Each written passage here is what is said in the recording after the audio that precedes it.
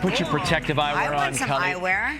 While we all may be enjoying summer, we should keep in mind that the season brings with it some health dangers. Dr. Holly Phillips joins us now with some simple health tips to keep our summer safe. Dr. Holly, welcome back. Thank you for having me. So what are we starting off with, Doc? So we are talking about the big three: poison ivy, poison oak, poison sumac. Those are, what you want to avoid in the garden and just out in the backyard. But it's everywhere, right? It is everywhere. And it creeps can up be really on you, hard to. It can be really hard to avoid.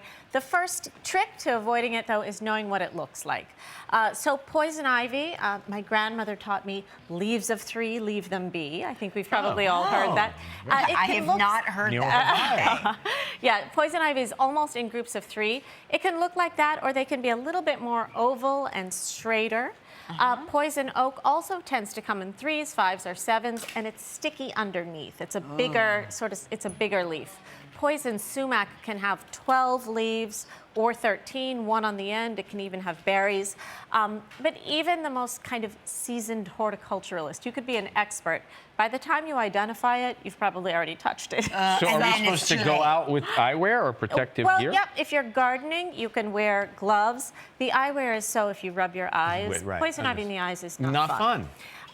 The treatment, all you really want to focus on is controlling the itch.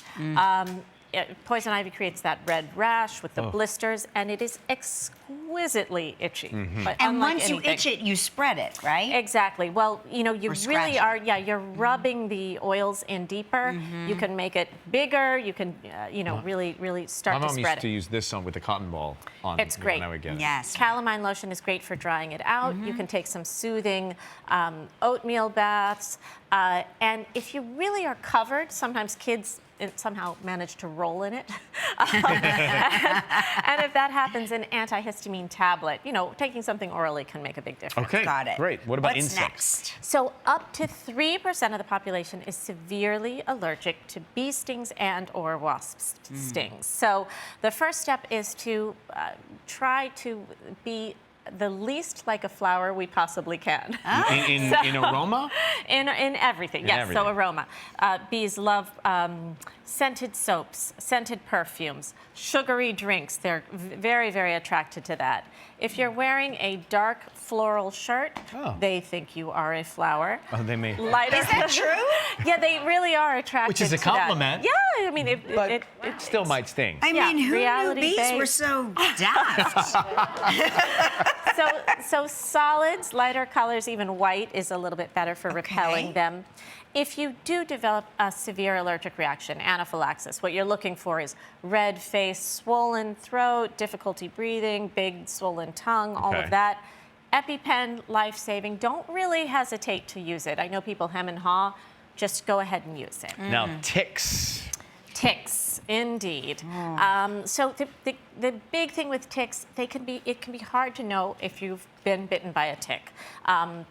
Deer ticks, which spread illnesses, 3 illnesses in particular: Lyme, Babesia, Ehrlichia, and Rocky Mountain spotted fever. Bad. They all sound terrible. They all sound terrible. Lyme is the most common. Now, ticks need to be attached for about 24 hours to be able to really spread the illness, but the problem is they're itty-bitty. Look at how small that is just on the fingertip.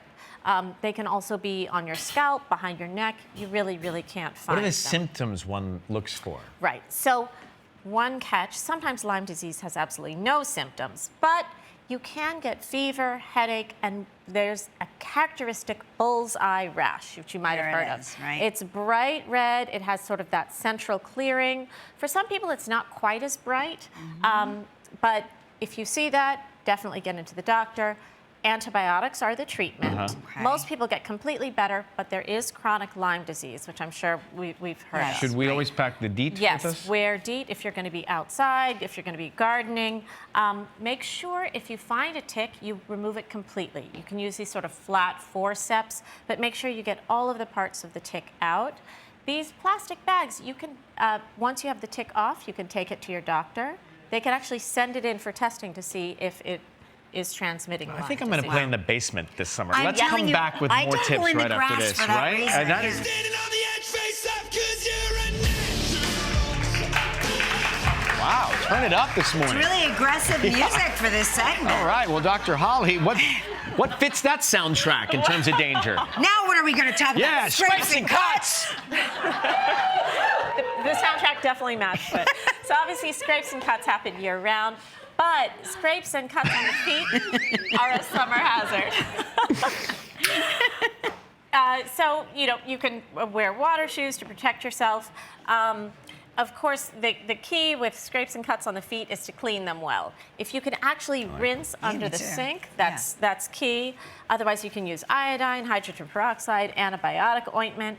This is off topic really quick. Will sharks think that we're fish if we wear these on our feet? No, but the bees will. It's entirely possible. Okay, sorry. No, if we can keep Should those we on. seek medical care? When should we know to do that? Yes, so here's the one thing. You know how there's we all know about if you step on a rusty nail, it's a risk for tetanus. But really, anything you step on, if it's been in the soil, if it's been in the sand, it could be glass in the sand on the beach. Shell? Anything, yeah. Okay. So definitely tetanus is a risk then. The prevention, get a tetanus shot every 10 years. Now, if you don't know if you've had a tetanus shot in 10 years, because it's really hard to remember, and you have a cut, just go in and get one. Just do it, or, you could call your doctor if they have a record. Okay. And what about sun protection? Because, my daughter and I have this discussion where she's like, any more than SPF 15 is a waste. And I'm like, where did you hear that? On your show, Mom? It's true. I mean, well, SPF 15 will work. You just have to apply it constantly. Every 15 minutes. But one thing we forget about with sun protection is that the eyes can get sunburned too. Yeah. Nice, right?